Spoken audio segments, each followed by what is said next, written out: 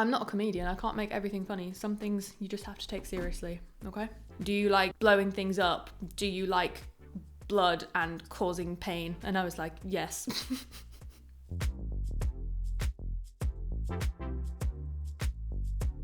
Hey guys, welcome back to Emolition. I'm Emma, this is Emolition. I want to chat to you guys about something that's been on my mind. I want to tell you guys about a test I found online which confirmed that I am more introverted than I probably like to admit, and that definitely bleeds out into my gaming habits. So I wanted to talk about introverted gamers and games that we can play to make our lives better. So this came from a test that I found online called Gamer Motivations or something like that. And you basically do a kind of gamer personality test and answer a load of questions about what you enjoy and why. And I think it's all based on like psychological motivations and game mechanics that pertain to those motivations. She's trying to sound like she knows what she's talking about. Oh dear. But basically I did the test and my result was not surprising to me at all. It was very antisocial. I'm not an antisocial person, but I just don't want it in my games. I don't want to socialize. I don't really like playing online that often either. And yeah, it's definitely reflected in the result I got, which I will share with you now. So my quantic gamer type is Bounty Hunter. Bounty Hunters are solo action-oriented explorers who want game worlds they can make their own through customization and discovery. They also enjoy power progression and unleashing mayhem. There was, not to spoil the test, because I will put the link in the description so you can do it too, but there was a lot of questions about, do you like blowing things up? Do you like blood and causing pain? And I was like, yes. So yeah, and here is my graph that it makes for you. So as you can see, action, love it. Immersion, has to be. Creativity, achievement, love getting trophies and maxing out all my skills and stuff. Mastery, I don't care if I'm good or not, I'm just here for a good time. Social, 6%. And I think the only answer that came from was it asks you if you like helping your friends. And I was like, well, yeah, if my friend's stuck and they give me a call, I'll obviously answer. I'm not going to be like, f*** off.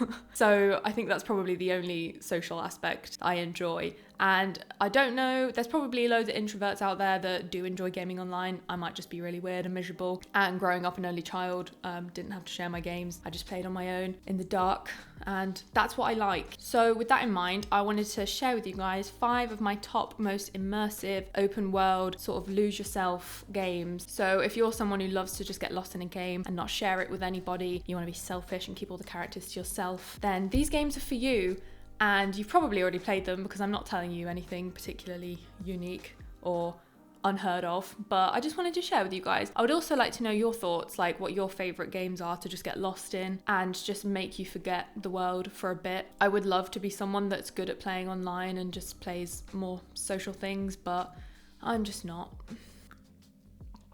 Lovely. Game number 1, Skyrim. Let me guess. Someone stole your sweet roll. If you haven't played Skyrim, if you're new to games, please play it. Oh my god, it is one of the most immersive games ever. You just feel like you live there. The point at which you step out of the cave in the first sort of 10 minutes of gameplay after fleeing from your first dragon is like one of the most beautiful moments in games I think ever. You sort of step out into this like expanse of like a running creek and there's a deer and the world is yours, and it's just such a overwhelmingly nice feeling to be like, oh my god, okay, we're doing this. Your character is really customizable, so you can be like an orc or a Khajiit or like a wood elf, I think, or a dark elf. There's loads of different like factions and allegiances to join. You've got like the Dark Brotherhood, the Thieves Guild. Because there's so much to do and so many quests and so many side characters, it just feels like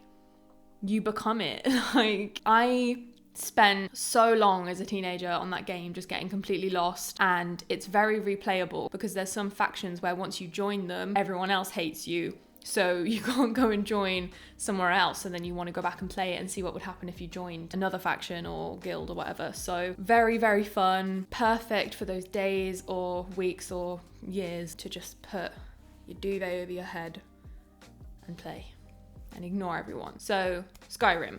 Very good. Game number 2, I love for very similar reasons to Skyrim, and I'm probably going to be repeating myself quite a lot here, but Breath of the Wild. Breath of the Wild is one of the most immersive, open world, sort of lose yourself games I've ever played. So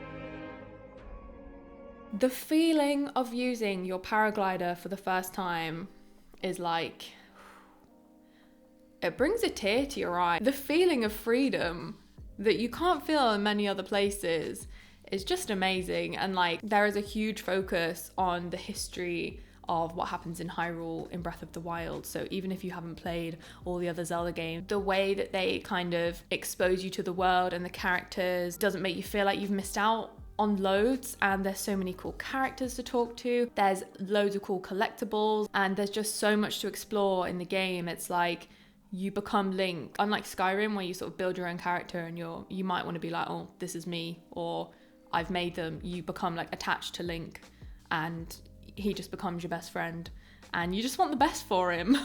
So that is a game that you can just get completely lost in. The music is beautiful. All of the weather is amazing. Like even when it rains, it's quite annoying because you can't climb up rocks and stuff. But the atmosphere, each town has its own sort of soundtrack and music that plays when you go near it. So like one of my favorite places to go when I just need to zen out is Hateno Village in Breath of the Wild. If you've been there, you will know what I mean. The music just calms me. It genuinely was a game that got me through 2019 and its various trials and tribulations that it threw at me. I would just log on to Breath of the Wild and just fly to Hateno Village and just take in the vibes. So if you haven't played it, play it. Really good. And you don't need to share it with anyone. Number 3 is one of my all-time favorite games. I mean, these are all my all-time favorite games, but this is one of my like top 3, which is, that's big. It is Fallout 3. Do you know the best contraceptive for old people is nudity? Now, this may be controversial to New Vegas purists. I respect you, I understand you, but Fallout 3 was my first Fallout. So I'm suggesting that because that's the first time that I got immersed in the world of Fallout and in the wasteland. So similar to Skyrim, you get a customizable character, which you can really make look like you because you're not like a mythical creature. And obviously the customization of the characters gets better in the later Fallout games, but Fallout 3, oh my god, it just hits different. So Liam Neeson plays your dad, which I mean, if you like Liam Neeson, is great. I do. His voice is fantastic. And I keep recounting these moments, and I'm starting to realize that a lot of my favorite games and a lot of open world games in general seem to use this sort of narrative structure to introduce you to the world. But you start in a vault post-apocalypse, and I don't want to spoil it if you've never played Fallout for whatever reason. I don't want to spoil any of these games, so I'm going to keep the descriptions to a minimum. But you start in a vault, the nuclear apocalypse has happened, and basically you haven't been outside of this vault since birth. You start as a baby and then it comes up to speed. You're like a teenager, I guess. No, you're not. You're a young adult in your early 20s, I guess. And when you step out of the vault for the first time, it is literally, the only way I can describe it is it's like taking your bra off after a long day. It's the same feeling as when you step out of the cave in Skyrim, when you use your paraglider for the first time in Breath of the Wild. It's like you feel cooped up for the first 20 minutes, half an hour of this game, and then suddenly the world just opens up to you and you just feel like, oh, this is it. This is my moment. That's how it feels. It feels like relief. And it's so exciting when the sun hits your eyes when you first step out of the vault. It's like you've never seen natural sunlight before and it's like piercing your eyes, and the way that they've designed that moment is just amazing. You come out and immediately you're looking for a town called Megaton, but I mean, when I first played this game I just went a complete opposite direction and got my ass handed to me by some enemies that I probably shouldn't have approached at like level 2. But in Fallout, I mean all of them, but Fallout 3 and New Vegas are my personal favorites. There is so much to explore. The dialogue is so funny of like the characters that you meet. There's so many like movie references. The level of detail in the world is just amazing and like just adds to the immersion. I keep saying that word like I know what it means. It just adds to feeling like you're there. And I follow this amazing account on Instagram. I think it's called The Vault Workshop. I will put the link in the description and probably put a picture of it here. She makes props and like collectibles from the Fallout world, and the way she reproduces them, you can really appreciate how much detail went into the original design. And also her work is fantastic, but the branding is so iconic. Like Nuka-Cola, I'm sure if you've never played Fallout you've still seen Nuka-Cola. Vault Boy is absolutely iconic. Everyone knows Vault Boy. The way that they've crafted the branding in game and out of the game, it's just so impressive. And it genuinely makes you feel like you're there. Like you begin to recognize the food and the drink and the people, and you feel like you know Washington DC better than you know wherever you're actually from. I did kind of want this video to be funny, but it's actually just going to be me like geeking out. And like open world gaming and being an introvert is not funny. It's very fucking serious. I'm not a comedian. I can't make everything funny. Some things you just have to take seriously, okay? So yeah, Fallout, if you are a fan of getting lost in a world and really fun combat and gameplay, fucking gross looking enemies, centaurs, if you played the game, you'll know. Go play it. You could put a lot of hours into that game. I played it when I was in college, so fortunately I had a lot of spare time. I don't have time like that on my hands anymore, which is a shame. But if you do, just do it. Just do yourself a favor. Play Fallout 3 and then play New Vegas and thank me later. So on to number 4. I probably don't have as much of a like deep passion for this game as I do for the others, but Horizon Zero Dawn.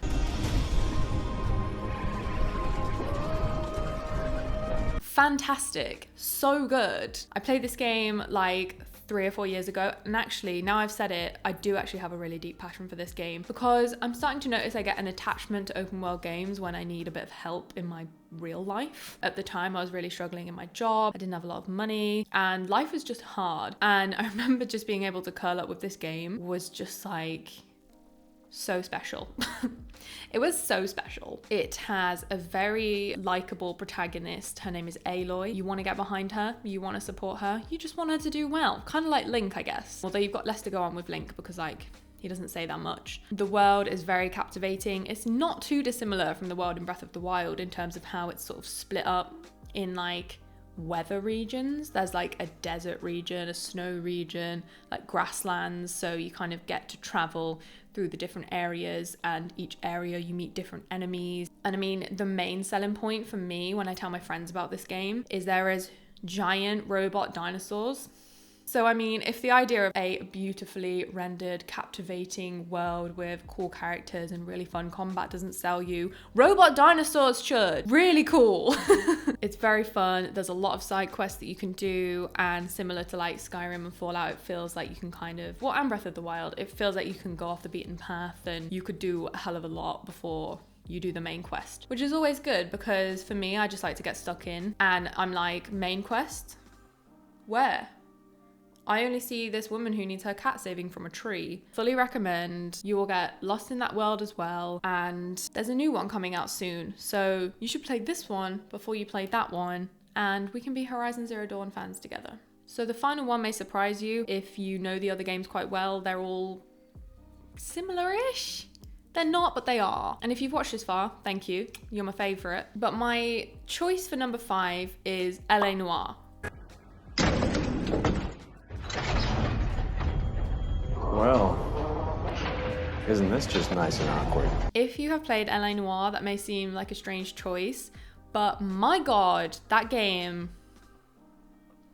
Goodbye, previous personality. I am now Cole Phelps. So LA Noire is designed to make you feel like you're part of like an old noir crime film. It follows Cole Phelps, who is a former Marine turned LAPD officer, investigator, and he has a bit of a dark past that you might uncover along the way. It is open world. It's a very similar style to GTA, but there is less inclination to explore. Like with games like Skyrim, Breath of the Wild, all the ones I've mentioned, you kind of feel almost overwhelmed and lost at points and like you want to go and look for stuff to do. But in LA Noire, it's like bang, bang, bang, here's your next quest, here's where you're going. There's less of a need to explore and find side quests, but I feel like it's deliberate and it also really lends itself well to that kind of game. You just feel like you're part of the characters' lives, and like I don't go around every street in my town asking people if they need help or finding out what's wrong with them. I just go to my destination.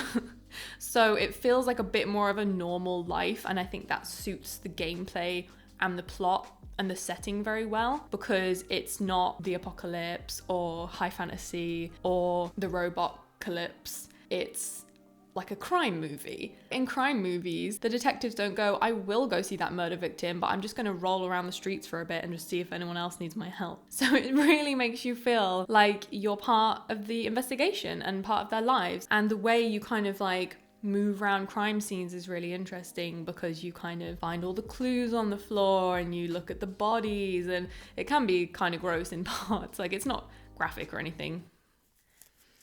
It is kind of graphic actually, but the environment like influences the dialogues. For example, when you're riding with your partner and you run through a red light, he'll be like, you just ran a red light. And it's kind of like the open worldliness of it allows for these little moments, but doesn't necessarily lend itself to being explored at length. It is just fantastic, and the music is amazing to the point where I watch anything that's remotely based off 1940s, 1950s sort of drama. I'll be like, oh, it's LA Noire. It sounds like LA Noire. It looks like LA Noire. I'm like obsessed with LA Noire. And it also gave us one of the best memes of all time. So I would definitely include that in my list of games to play if you just want to get lost and just investigate and feel the satisfaction of knowing when people are lying, because that's something that you do as well. You have to sort of gauge people's facial expressions, which at the time was like revolutionary. I remember thinking, wow, the mocap is amazing in this game, wow. So that is it for my list. I could have probably made a list of about 15 games along these lines, but I thought I would keep it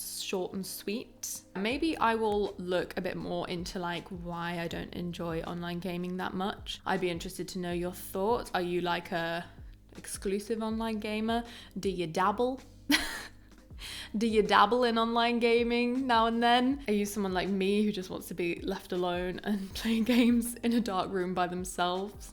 I would like to know if there's more of me out there. And if you do enjoy playing games by yourself, what games do you enjoy? Is there anything that you feel should have been in the top 5? Feel free to recommend, have a chat in the comments. I would really like to know what you think on this subject. And if there's any more diehard Fallout fans out there, please do make yourselves known, because it is my favorite game and I could talk about it all day. All day. Hope you enjoyed this new sort of chatty setting. It's really nice to just be in a airy, fresh room. I feel like there's a bit of a expectation when you start making gaming content that everything should be RGB, red, green, blue, RGB. There's a bit of an expectation that everything should be RGB and dark, but I'm quite an airy person. For just like chatty content, I like being in my living room. I think it's nice and fresh and funky. So anyway, it's getting weird. It always gets weird towards the end of my videos because I start to get really uncomfortable because I don't know how to end them. So thank you as always for joining me. I am so grateful to have over 400 of you on the channel now. Amazing. You guys are the best. I really appreciate you. Please do subscribe if you'd like to see more content like this, or give the video a like, or share it with a friend. Whatever tickles your pickle. All my social links are in the description, so come hang out. I'm especially active on Twitter. There's a lot of shit posting, but I am active.